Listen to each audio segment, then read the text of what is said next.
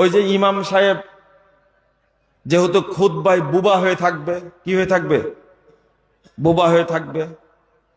ও শুধু আরবিতে কি গীত গাইবে, এই জন্য আর একটা বেদাত তৈরি করেছে, জুমার আমল বাতিল, জুমার দিনটাই বাতিল। মেম্বারে বসে বসে 1 ঘন্টা ওয়াজ করবে, তাই না?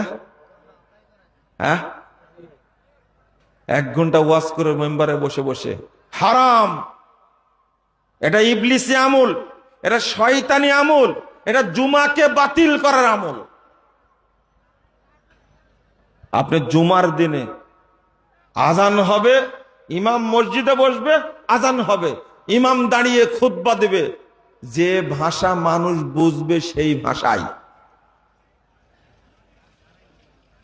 এই চিরকাল চলছে এই বেদাতটা, এটা করা যাবে না। জুমার দিনে যে আমলগুলো করার দরকার, এগুলো সব আমরা যেগুলো করি সেগুলো কি? জাল আমল, বেদাতে আমল। এইগুলো আল্লাহর কাছে পৌঁছবে না।